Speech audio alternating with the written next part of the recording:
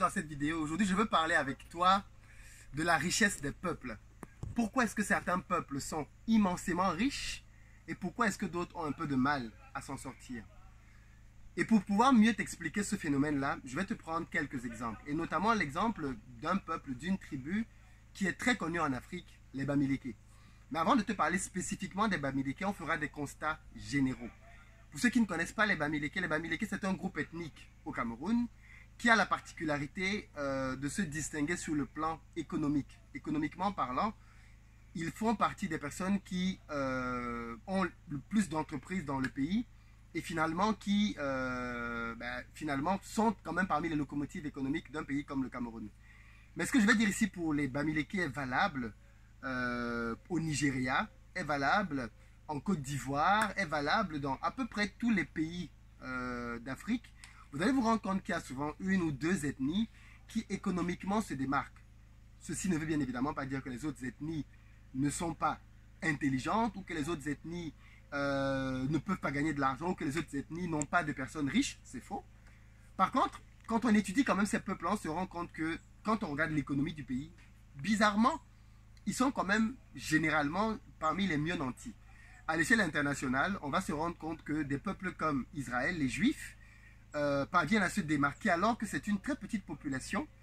Un pays comme la France, on va remarquer que des gens comme les Bretons ont en leur sein beaucoup de multimilliardaires français. Vincent Bolloré, entre autres, est un Breton. Qu'est-ce qui fait donc que certains peuples, à l'intérieur même des pays, se démarquent mieux que les autres? Parce que oui, quand on dit que la France est riche, quand on dit que la Chine est riche, vous allez vous rendre compte qu'à l'intérieur de la Chine, à l'intérieur de la France, il y a quand même des groupes ethniques, une région, un pôle, un département, appelez ça comme vous voulez, qui se démarquent un peu plus économiquement que les autres. Qu'est-ce qu'ils ont donc de particulier, toutes ces personnes-là? Et je pense qu'en comprenant ce qui démarque ces peuples-là, tu vas comprendre aussi dans ta propre vie ce que tu dois faire et quels éléments sont finalement des atouts pour toi pour réussir. Mais avant d'aller plus loin, tu vois bien que je suis assis aujourd'hui, non plus sur un tronc de bois, un tronc d'arbre comme la dernière fois, mais plutôt sur des planches. Là, on peut te montrer avec la caméra le tronc de bois. Là, tu vois, il y a cette partie-là qui a sauté, clairement. Là, ça a complètement sauté et c'est en train d'être transformé en planche. Chacune de ces planches-là, s'il fallait les vendre sur le marché, coûterait à peu près 4500 francs. Et aujourd'hui, elle me revient beaucoup moins cher, simplement parce qu'on a su utiliser ce bois-là. On a de la sciure rouge au sol, donc ça c'est génial. Avec ces planches-là, dites-moi, avec les planches de cette taille-là, qu'est-ce que vous pensez qu'on peut faire? J'ai bien compris qu'avec les rondelles de bois qui sont là, qui avaient déjà commencé à être découpées, on peut faire des tables, on peut faire des petites chaises, on peut faire pas mal de choses. Mais avec ces planches à bois-là, qu'est-ce qu'on peut faire? Moi, j'ai l'intention de m'en servir pour faire des lits à étages, par exemple. Mais je pense que ces planches-là peuvent avoir divers usages. Donc, à vous de me proposer des choses pour voir ce que l'on pourrait faire en transformant ce bois-ci. Alors, pour revenir donc à notre sujet, je disais que j'ai interrogé beaucoup de personnes ici au pays pour comprendre pourquoi est-ce qu'un peuple comme les Bamileke finalement parvenait à s'en sortir économiquement mieux que les autres, alors que finalement, on partage tous le même territoire national. J'ai eu quelques réponses qui m'ont quand même fait réfléchir. Et l'une des réponses que j'ai eues et qui est très intéressante m'est venue d'un partenaire qui m'expliquait que lui, il pense que les Bamileke viennent d'une région dans le pays qui n'est pas favorisée par la nature. Les Bamileke n'ont pas de... La région ouest Cameroun n'a pas de grands cours d'eau, comme ça peut être le cas dans le littoral ou alors dans le sud où il y a de très grands cours d'eau. Les Bamileke n'ont pas de forêt dans laquelle on peut dire qu'ils peuvent aller que chasser des animaux, ainsi de suite, ou alors dire qu'ils peuvent transformer tout ça pour faire beaucoup d'agriculture. Donc en fait, finalement, c'est un peuple, c'est une région du pays qui n'est pas favorisée par la nature. Et à partir de là, c'est un peuple donc qui a dû travailler très durement pour pouvoir survivre. Très durement pour pouvoir trouver à manger, n'ayant pas un cours d'eau, n'ayant pas une forêt. Ils ont dû apprendre donc à travailler très dur pour pouvoir cultiver la terre. Et de fait, ceci les a habitués à travailler très durement. Mon père aime souvent dire que la malédiction de l'Afrique, c'est le fait que l'Afrique soit un continent béni de Dieu, dans le sens où en Afrique, on a un climat ultra favorable, on a des cours d'eau remplis de poissons, on a une nature favorable, et tout ceci a rendu l'homme noir paresseux. Dans le sens où on n'a pas d'hiver qui nous pousse à combattre le froid, à trouver de manière ingénieuse des solutions. On n'a pas des éléments, on n'a pas de désert, parce qu'on a du désert une partie de l'Afrique, bien évidemment, mais de manière globale, l'Afrique n'est pas un continent fortement désertique. Donc il y a quand même en Afrique, et puis on a une terre ultra fertile. Tout ce que tu plantes pousse. Et donc, de fait, l'analyse de mon père, c'était de dire que comme on a grandi dans un endroit dans lequel tout était propice, finalement, et ben on a fini par rester dans la paresse. Or, ceux qui ont l'hiver ont dû perdre des gens de leur famille à cause du froid et ont donc dû travailler à trouver des solutions pour pouvoir survivre en période de froid. Et l'idée ici, c'est de dire qu'en réalité, l'adversité, la difficulté va te pousser à aller chercher le meilleur de toi-même. Et vous pouvez faire ce constat-là chez les autres peuples dans le monde. Prenons Israël, par exemple. Israël, c'est un peuple désertique. Donc, ils n'ont rien pour pouvoir faire à manger. Et qu'est-ce que les gens d'Israël ont trouvé de mieux? C'est qu'ils ont appris à cultiver, à faire l'agriculture dans le désert. C'est fort, ça, quand même. Parvenir à faire l'agriculture dans le désert demande de développer de la technologie, de la science, de l'intelligence pour pouvoir s'en sortir dans un milieu hostile. Nous, on n'a pas besoin de tout ça ici. Et donc, de fait, on n'a pas eu besoin de beaucoup réfléchir pour trouver des solutions. Ceci peut peut-être être l'une des raisons qui justifie que certains de ces peuples-là, justement, parce qu'ils sont favorisés par ou défavorisés par la nature, ont dû travailler un peu plus que les autres. Faites des constats et vous-même dites-moi peut-être dans votre pays, est-ce que les peuples qui ont généralement de la réussite économique, est-ce que ce n'est pas des gens qui viennent d'endroits dans lesquels, de base, naturellement, ils n'ont pas beaucoup d'atouts? Vous allez vous rendre compte que bien souvent c'est le cas. Ils ont dû braver une nature hostile afin de pouvoir espérer se lancer dans l'entrepreneuriat et avoir du succès. Donc les gens qui viennent donc de ces régions-là, comme je viens de le dire, premier point super important, viennent d'un peuple dans lequel naturellement les choses sont difficiles.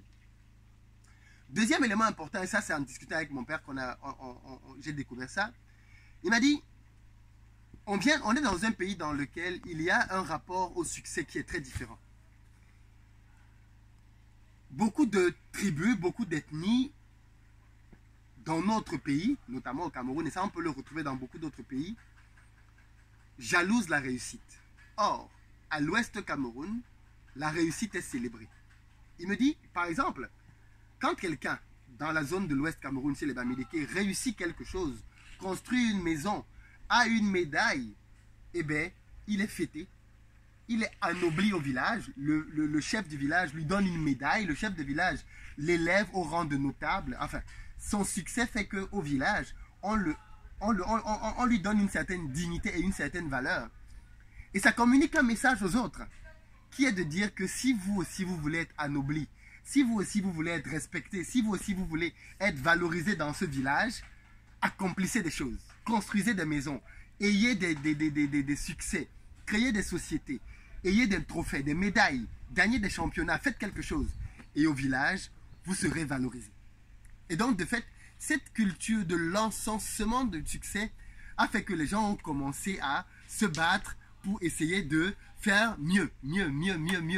Parce que finalement, autour d'eux, l'échec est très mal perçu. Il dit culturellement, dans la zone de l'Ouest, chez les Bamileke, échouer est très mal perçu.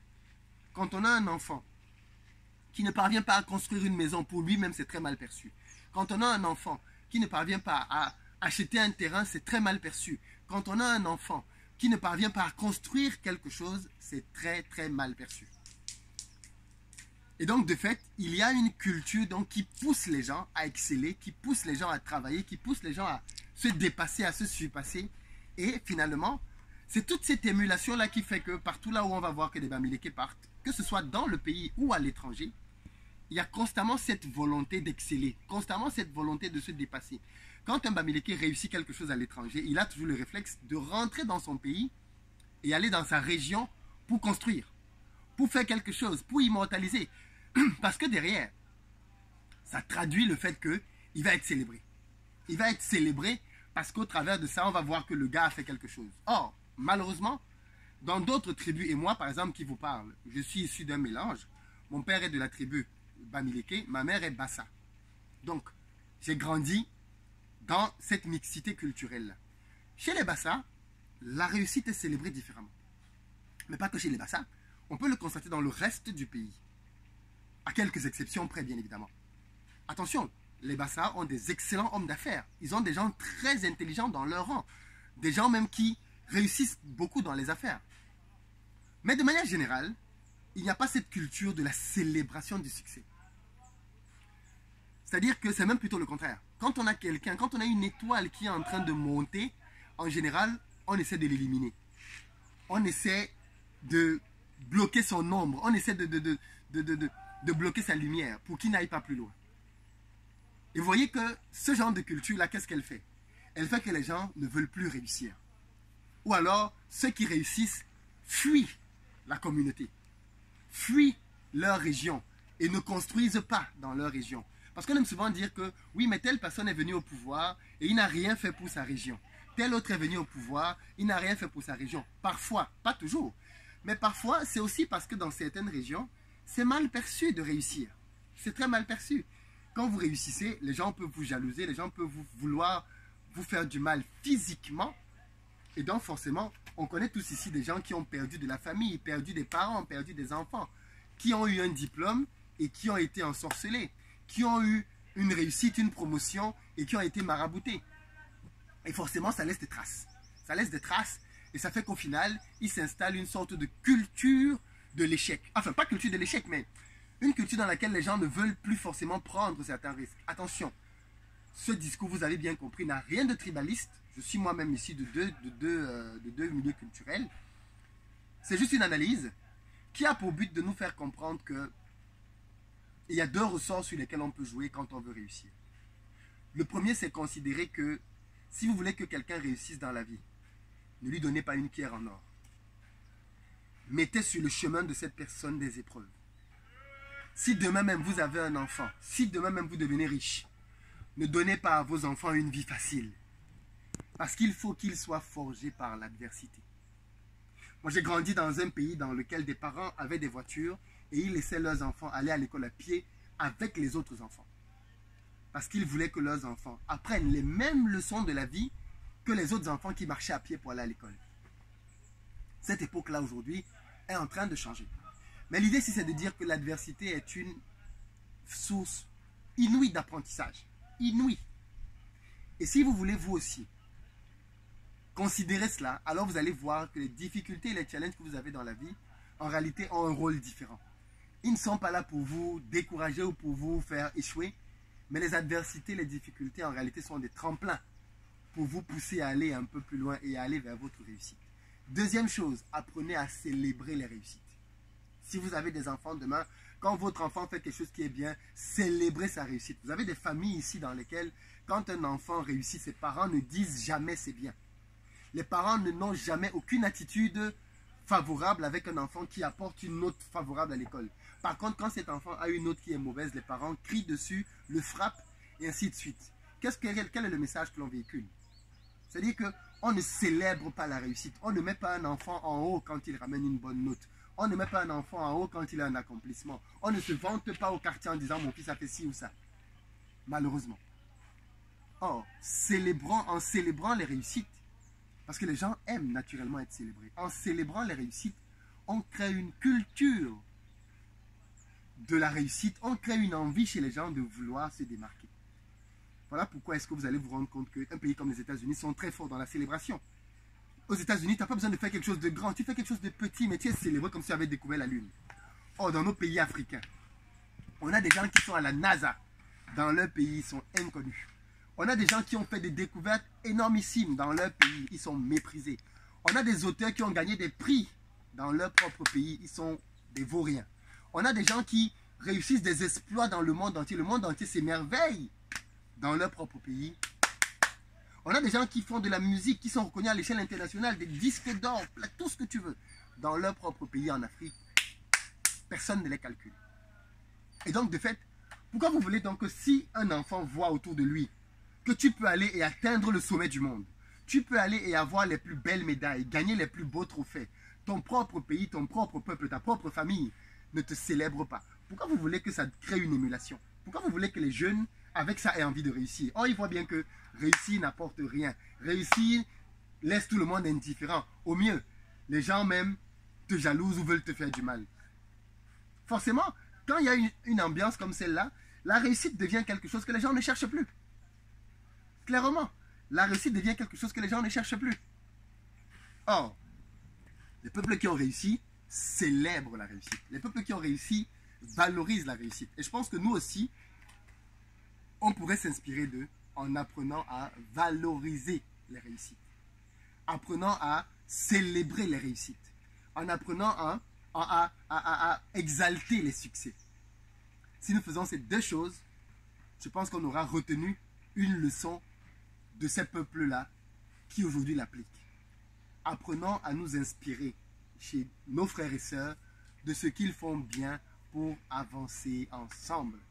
On a besoin que nos pays aient davantage de success stories, davantage de réussites qui sont célébrées et pas de se battre à chaque fois que quelqu'un essaye de faire quelque chose qui se démarque. Non, mais arrêtons cette mentalité-là et célébrons. Et en célébrant les gens, on va créer de plus en plus de champions.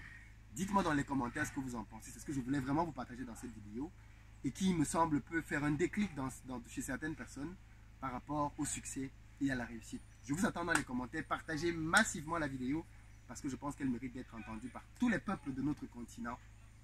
À très bientôt.